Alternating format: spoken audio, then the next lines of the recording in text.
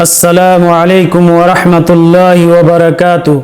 الحمد للہ وحدہ والصلاة والسلام علی من لا نبی بعد، اما بعد فاعوذ باللہ من الشیطان الرجیم، بسم اللہ الرحمن الرحیم۔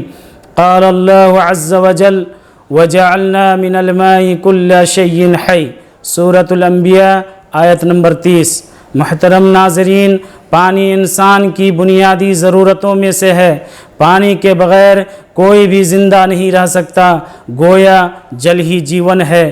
اسی لیے مذہب اسلام نے پانی پلانے کی ترغیب دی ہے اور اس عمل میں بہت زیادہ اجر و ثواب رکھا ہے۔ صحیح ابن حبان کی روایت ہے، حضرت سعد بن عبادہ رضی اللہ عنہ بیان کرتے ہیں کہ میں نے کہا اے اللہ کے رسول، سب سے افضل صدقہ کون سا ہے؟ تو اللہ کے رسول صلی اللہ علیہ وسلم نے فرمایا سب سے افضل صدقہ پانی پلانا ہے۔ میرے بھائیوں، پانی پلانے کا عمل اللہ رب العالمین کو بہت زیادہ پسند ہے۔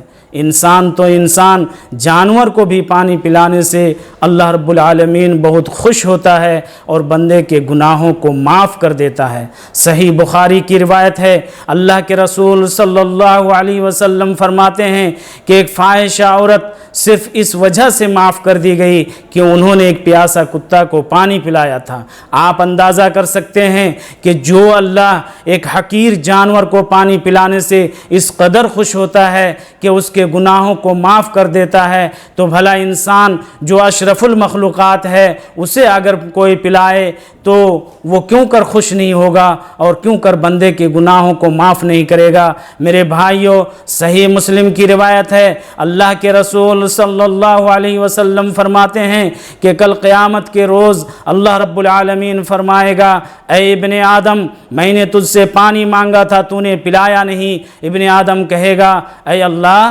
تو رب العالمین ہے، تجھے میں کیسے پلاتا؟ اللہ فرمائے گا کہ میرے فلاں بندے نے تجھ سے پانی مانگا تھا تو نے پلایا نہیں، اگر تو اس روز پلایا ہوتا تو اس کا اجر و ثواب آج تو میرے پاس پاتا۔ خلاصہ یہ ہے کہ پیاسوں کو پانی پلانا اور تشنہ لبوں کی سیرابی کے لیے سامان مہیا کرنا بڑا نیک کام ہے اور اجر آخرت کا باعث ہے۔ اس لیے ہمیں بھی اس میدان میں پیش قدمی کرنا چاہیے۔ اللہ رب العالمین ہمیں اس کی توفیق دے، آمین۔